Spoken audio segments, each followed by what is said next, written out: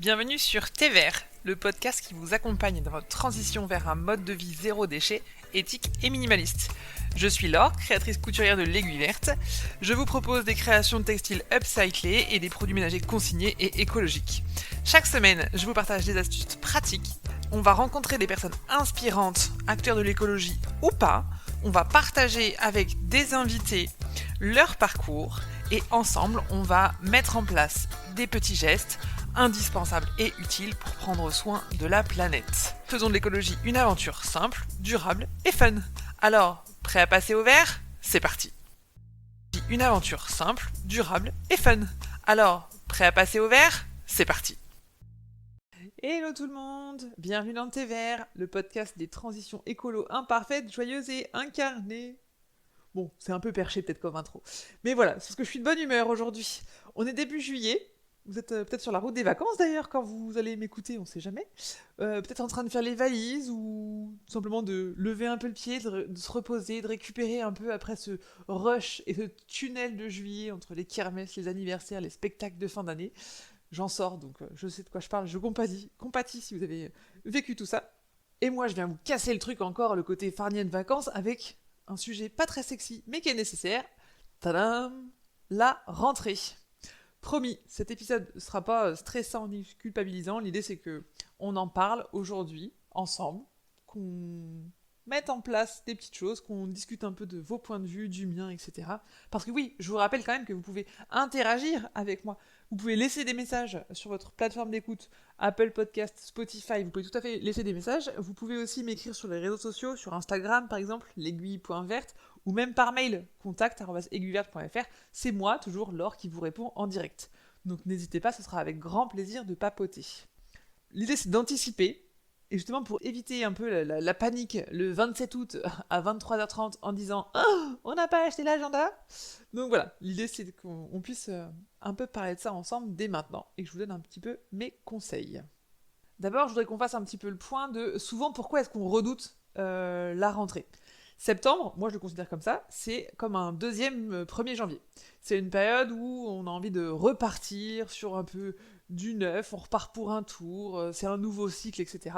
Moi j'aime bien, ça me donne une certaine dynamique, une certaine énergie. Ça s'entend peut-être que vous sentez ce côté enjaillé de cette période, mais moi j'aime bien en fait le mois de septembre, ça me booste, ça me donne des objectifs, j'ai envie de repartir, etc. Et il y a des gens, c'est tout l'inverse. Il y a des gens, ça les stresse de rentrer dans un nouveau cycle. Parfois, on a peur du changement, ça peut être un peu fatigant. Enfin, on revient de vacances. Parfois, les vacances, elles ont été très mouvementées. Et donc, on a envie de se poser, finalement, si on a voyagé, si on a visité plein de choses, etc. Et parfois, justement, on était dans un rythme très slow, très doux, à faire tranquille, à son rythme, et hop, repartir, métro, boulot, dodo, se partir, lever à gauche, à droite, déposer, machin, telle activité, nanana, ça nous angoisse, ça nous stresse d'avance.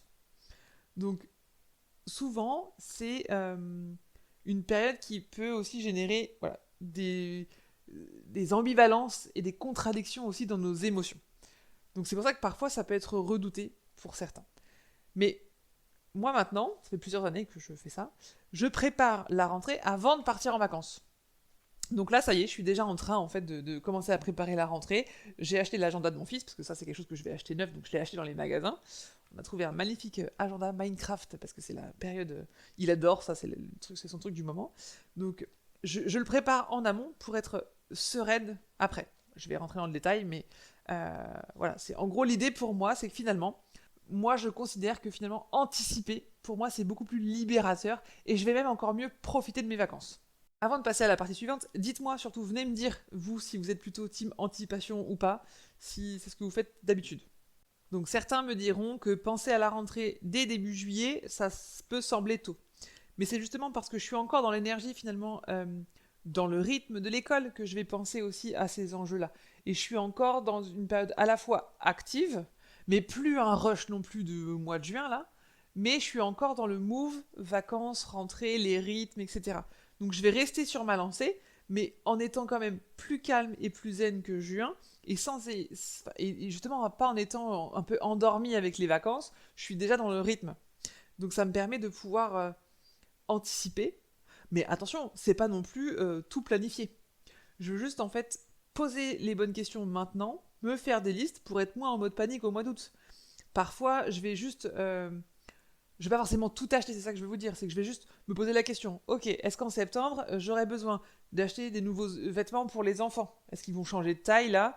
Alors quand je dis nouveau, on s'entend, je vais toujours aller sur Vinted, etc. Mais est-ce qu'il y a besoin de renouveler leur garde-robe ou pas? Je pense que moi, en septembre cette année, pas besoin. Là, ils sont encore bien. Le changement de taille a été fait là plutôt là au début de printemps, en fin d'hiver. Donc je pense que là, pour les deux, je suis tranquille. En plus, en termes de stock de vêtements, j'en ai récupéré à gauche à droite pour mes deux enfants. Donc là, j'ai de quoi voir venir. J'ai pas besoin de m'occuper de ça. Par rapport aux fournitures de mes enfants, bon, j'ai pas encore la liste de fournitures des deux. Donc ça, je vais attendre un petit peu. Si tout va bien, on l'aura fin de cette semaine. Ou, enfin, fin de cette semaine parce que l'école s'arrête. Et puis comme ça, je pourrais m'en occuper la semaine prochaine. Je serai encore dedans. Donc, comme ça, je pourrais regarder. Est-ce qu'a priori, déjà, il y aura des nouveaux investissements à faire ou pas? Bon, là, ça, je sais que ça, il faut que je regarde. C'est un sujet, il faut que je regarde. Vêtements, hop, fini, rangé. Fourniture, à voir. Par rapport aux activités extrascolaires, on a déjà commencé à se poser. Les enfants, est-ce qu'ils veulent refaire la même chose ou pas? Est-ce que nous, on veut qu'ils fassent la même chose ou pas? Parce que oui, nous, par exemple, mes deux enfants font des cours de natation, prennent des cours vont à la piscine. Pour nous, ça, c'est un non négociable en tant que parents, parce que pour nous, ça fait partie de la sécurité. Donc on veut qu'ils fassent des cours de piscine tant qu'ils ne savent pas bien nager. On ne veut pas qu'ils se soient des Laure ou Florent Manodou, on s'en fiche. Ce qu'on veut, c'est qu'ils sachent suffisamment bien nager pour être en sécurité. Ça ne nous empêche pas, nous, ça ne nous décharge pas de la responsabilité de les surveiller quand ils sont dans l'eau, mais n'empêche que, voilà, ils ont ce côté à l'aise et le côté beaucoup plus sécure. Comme ça, le point activité, on l'a passé en revue aussi. Pour l'instant, je sais on n'a pas encore fait toutes les réinscriptions, on en a commencé certaines, il y en a d'autres qui seront encore à faire en juillet, et d'autres que je ne pourrai faire qu'en septembre, mais au moins la question s'est posée. Mine de rien, ça me libère de la charge mentale, ça me libère du jus de cerveau. Je sais que ça c'est un sujet qui est réglé, je sais ce que j'ai à faire, je sais que j'ai des deadlines à attendre, que ça ne dépend plus de moi, nous les décisions sont prises. Je vais en profiter aussi pour faire un point sur les papiers, parce que j'aime bien aussi la fin de ce cycle, cette année scolaire finalement, faire un petit point sur les papiers, faire un point sur les classements, qu'est-ce que je vais garder comme cahier en souvenir, est-ce qu'ils auront besoin d'autres cahiers l'année prochaine, sur les papiers aussi nous administratifs, trier un peu les dernières factures. Souvent, moi je suis pas très disciplinée dans le sens où je le fais pas tous les mois, toutes les semaines dès que je reçois un courrier. Quand je reçois un courrier, souvent ça vient sur une pile sous mon bureau. Mais là, à chaque cycle, chaque fin de période, alors parfois j'arrive à le faire un peu aussi que les vacances scolaires, mais en tout cas en fin d'année scolaire, je me prends toujours ce temps pour faire en fait ces tris aussi. Ça va me libérer encore une fois aussi de la charge mentale parce que je sais que c'est fait.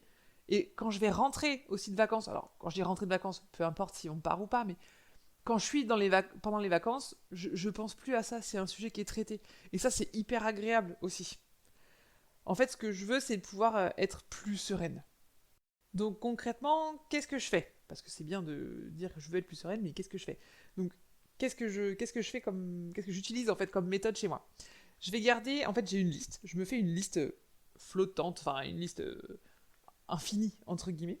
En fait, j'ai une feuille où c'est ma to-do list et c'est une liste que je mets trucs à prévoir, trucs à penser. Voilà, en fait, ça a vidé mon cerveau. Voilà, c'est une liste que j'ai sur mon téléphone, pour le coup, parce que ça, je l'ai toujours sur moi, hein, on va pas se mentir. Donc j'ai une liste, trucs à faire, trucs à prévoir, trucs à penser. Perso, j'en ai une autre d'ailleurs pour le côté pro, mais je les dissocie, parce que sinon, on va pas s'en sortir. Et en fait, dedans, je note ce que j'observe. Euh, les chaussures vont être trop petites, il faudra penser à en acheter d'autres bientôt. La gourde est usée, il va falloir en trouver une autre. Il y a un trou dans le t-shirt bleu qui va mettre telle ou telle fois, j'en sais rien. Ça m'évite aussi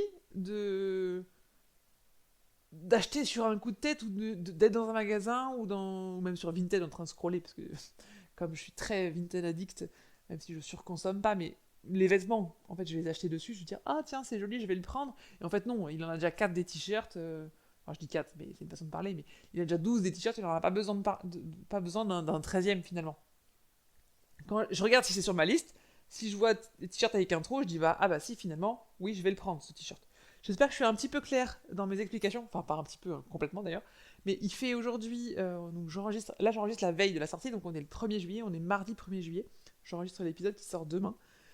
Si vous l'écoutez dans les jours qui viennent, là aujourd'hui il fait 32 degrés. Alors moi je suis à l'intérieur, volé, tout fermé et tout, mais il fait quand même 26.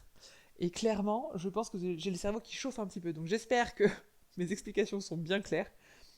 Donc de toute façon je vais faire un récap à la fin, mais ce que je fais moi, donc je prends une liste de trucs à penser, trucs à faire, et quand j'ai un doute, finalement je vais aller regarder ma liste.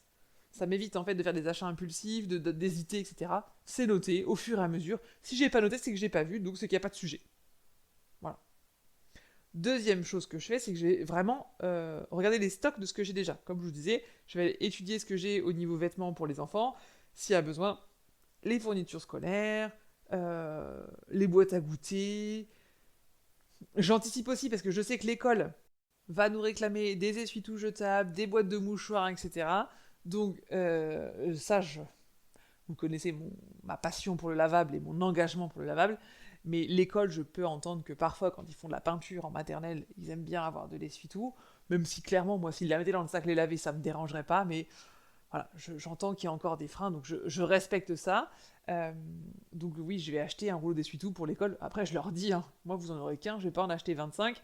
Faut que vous le fassiez de façon raisonnée aussi. Vous leur mettez un tablier. Je l'ai le tablier à chaque période de vacances scolaires. Enfin, ça va, ça se fait quand même. Ils sont pas non plus à se peindre sur eux. Donc bref, je vais anticiper un petit peu les stocks de ça. Pourquoi est-ce que je vais aussi anticiper ça à cette période de l'année? Je ne l'ai pas encore dit, mais c'est aussi pour pouvoir profiter des soldes. Parce que là, en ce moment, c'est les soldes. Alors, sur aiguilleverte.fr, mais pas que, hein, partout, c'est les soldes. Du coup, je profite parfois quand j'ai besoin de racheter des choses neuves. Je me suis rendu compte, par exemple, que mon fils avait besoin de boxers, de caleçons. Et ben alors ça, c'est des choses que j'achète neuves, pour le coup. Les sous-vêtements pour toute la famille. Ben, je profite d'aller les acheter en solde. Pourquoi est-ce que je vais les payer plein pot alors que je peux les avoir à moins 50, moins 70%, hein? Tant qu'à faire, on est tous pareils, n'est-ce pas? En plus de profiter des soldes, ça me permet aussi de prendre le temps de comparer. Là, le rythme va ralentir un petit peu aussi. Je vais être avec les enfants un petit peu plus. On va pouvoir comparer s'ils ont besoin, si j'ai besoin de leur racheter, moi, je sais pas, moi, un classeur. Bah, je vais avoir le temps de regarder sur Vinted ou peut-être plus sur Le Bon Coin, aller voir à la ressourcerie du coin s'il y en a, etc. De le faire en amont, ça me permet de laisser le temps de trouver la meilleure occasion, la meilleure opportunité, et de me laisser le temps d'aller l'acheter aussi si je dois me déplacer en ressourcerie ou quoi, parce que enfin, voilà, je suis pas pressée par le temps en étant le 27 août et il faut absolument que je trouve un classeur gros œillet, je sais pas quoi. Voilà, ça me permet d'avoir le temps de faire les meilleurs choix de consommation. Et ça, pour moi, c'est aussi quelque chose que j'apprécie et que je préfère faire. Ce que je fais aussi en me mettant déjà à penser à la rentrée aujourd'hui, ça me permet finalement de me poser les bonnes questions au niveau organisation, au niveau planning. Est-ce que je peux alléger les plannings? Est-ce que ça va passer en termes de temps? Est-ce que les enfants ont assez de temps pour se reposer, pour jouer, pour s'amuser, pour décompresser, pour être des enfants et pas être toujours dans la suractivité? Est-ce que moi, en tant que maman, en tant que femme, qu'épouse, que chef d'entreprise, etc., j'ai assez de temps pour moi pour décompresser, pour mon entreprise, pour mes différentes activités? Est-ce qu'on a besoin d'avoir autant d'activités périscolaires? Est-ce que on a aussi des moments en famille, tous les quatre? Est-ce qu'on a encore du temps pour ça? Voilà, c'est important de laisser aussi des sas de décompression et d'anticiper en fait finalement les activités comme ça. Ça me permet d'avoir le temps de regarder comment est réparti l'emploi du temps et le planning plutôt que de m'inscrire à toute vitesse parce qu'il reste une place et de dire oui, on l'inscrit, et au final, ah bah non, on se rend compte au bout d'un mois que ça fait trop, que c'est trop fatigant, trop intense, etc. Voilà, anticiper, ça permet de se poser les bonnes questions et de pas de se sauter à dire oui comme ça en urgence au dernier moment. J'ai encore trois autres conseils que je voulais vous donner, partage en fait d'expériences et d'astuces que moi je mets en place chez moi pour une rentrée, alors pas parfaite, hein, mais plus sereine, plus posée, plus zen. Moi, ce que je fais au niveau de la rentrée, alors moi j'entends la rentrée, je ne l'ai pas dit au départ, mais pour moi la rentrée finalement, ça commence déjà fin août parce qu'en fait, moi j'imagine la rentrée comme la période finalement où on revient des vacances. Les vacances, notamment de mon mari, parce qu'en fait on est beaucoup calé sur ce rythme-là. En fait, généralement, il a 3 semaines où son entreprise ferme en août, donc où on est en vacances, où on ralentit vraiment le rythme. Et pour moi, la rentrée, finalement, elle commence la semaine suivante, la semaine où lui reprend le travail, finalement. Et cette semaine-là, en fait, je fais en sorte de ralentir la reprise, de faire une reprise, pardon, qui va être progressive.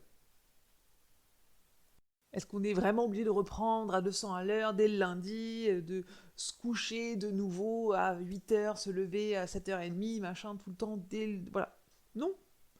Moi, j'essaye plutôt de me dire, de garder finalement un ou deux jours tampons, de reprise tranquille, notamment pour les enfants.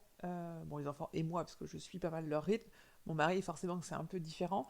Bien que le fait que nous soyons plus cool, ça lui permet aussi, je pense, lui, en fait, de l'être aussi.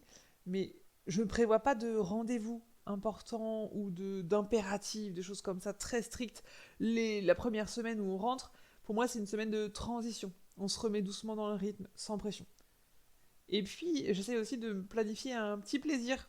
euh, alors, à la fois pour eux que pour nous. Enfin, pour moi surtout. On va se faire une petite sortie à la piscine. Une petite activité sympa pour voilà, faire une petite activité. Bon, pas un truc extravagant non plus, parce que généralement on sort des vacances. Les vacances, qu'on soit parti ou pas, on a fait des activités. On a aussi dépensé de l'argent, parce que on sait que quand on sort faire des activités, les parcs d'attractions, les cinémas, quand on se déplace, si on a pris la voiture, on a le péage, parce qu'on a été faire une activité un peu plus loin, etc. Enfin, voilà, on a déjà dépensé aussi de l'argent en termes de budget. Donc, je fais une activité qui a petit budget, voire pas de budget. Hein, si des fois, enfin, on fait aussi des goûters dans la forêt, des goûters au square, des pique-niques, des choses comme ça. Voilà, ça demande pas de budget. Hein. Donc, c'est des petites choses simples, mais le côté un peu plaisir et sortir aussi de la routine des vacances et se diriger progressivement vers le rythme plutôt scolaire du reste de l'année finalement.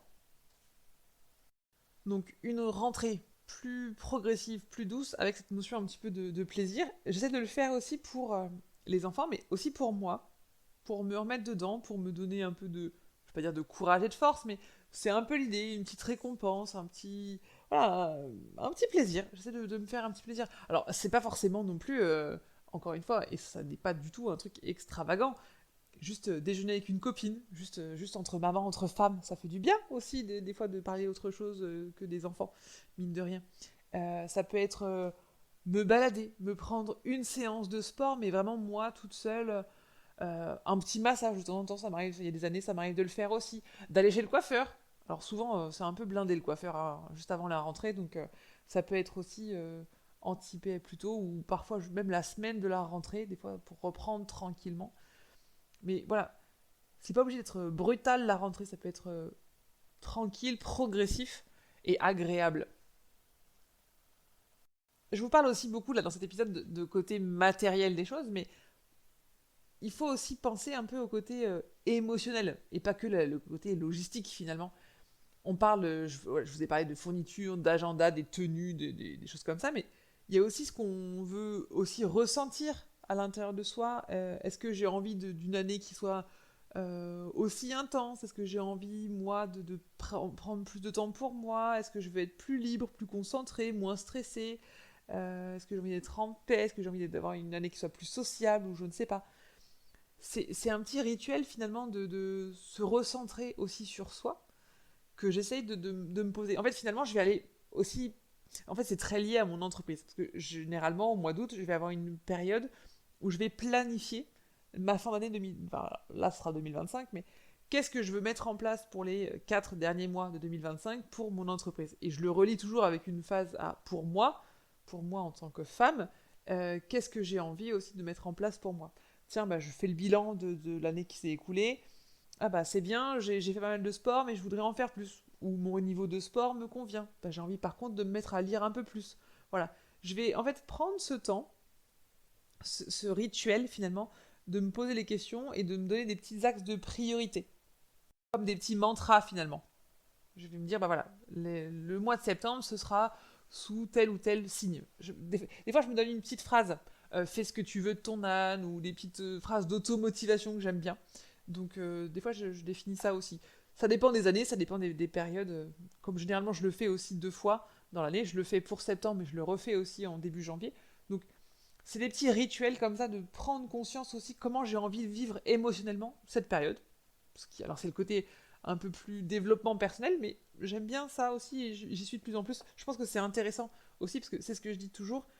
Pour prendre soin des autres, il faut d'abord pouvoir prendre soin de soi. Ça pour moi, ça c'est quelque chose dont je suis convaincue.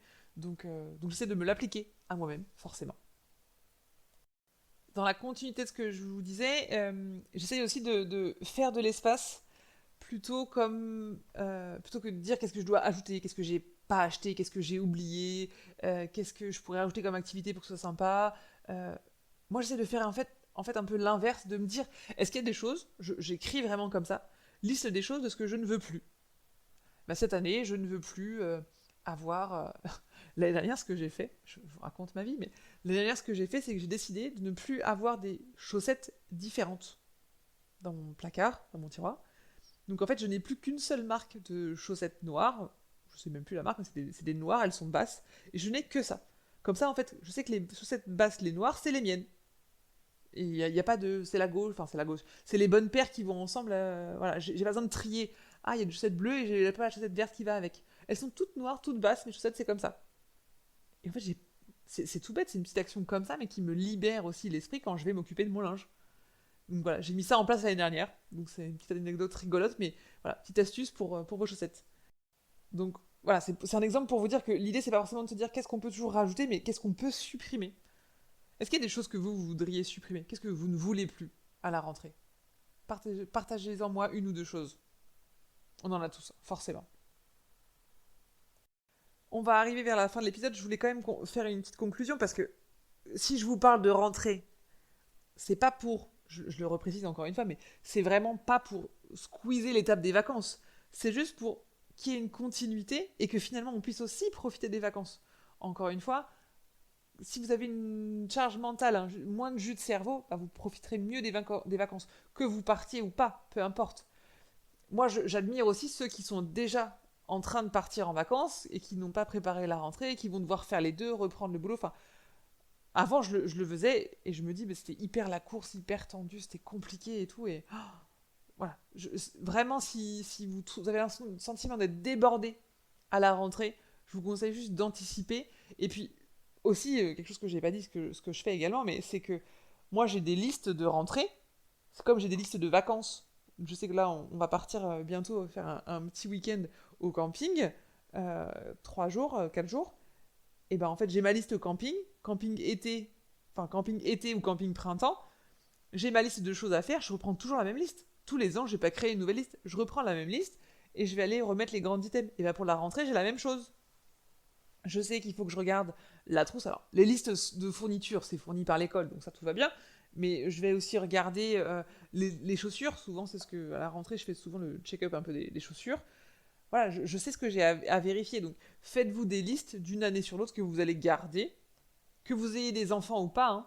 Et puis moi, je parle de rentrée, mais ça marche aussi pour tous les cycles. Hein. Évidemment, euh, ça peut être pour janvier. Enfin, voilà. Moi, j'aime bien ce côté nouvelle année scolaire, nouvelle année calendaire. Voilà, moi, j'aime bien ça.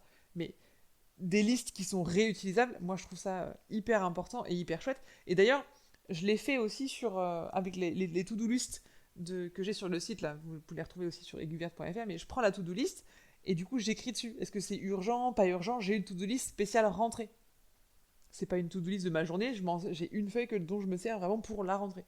Est-ce que c'est un truc urgent? Là je sais que bah, si je la prends, elle est juste là. Là ce qui va être urgent, c'est de s'occuper de réserver les transports scolaires, le bus pour mes enfants. Bon bah voilà, ça fait partie de ma to-do list de rentrée et ça va être urgent parce qu'il y a une deadline qui est apparemment c'est écrit au 25 juillet.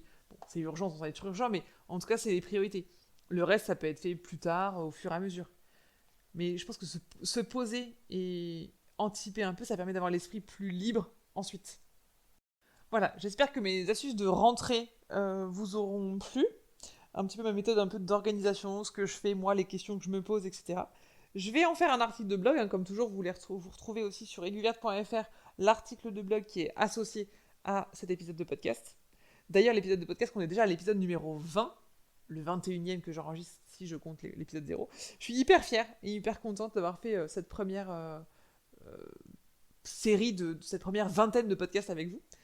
Il n'y aura aucune coupure du podcast pendant les vacances. Alors, je vais les enregistrer sûrement un petit peu en avance, forcément, parce que je vais vraiment ralentir le rythme, je pense, au mois d'août.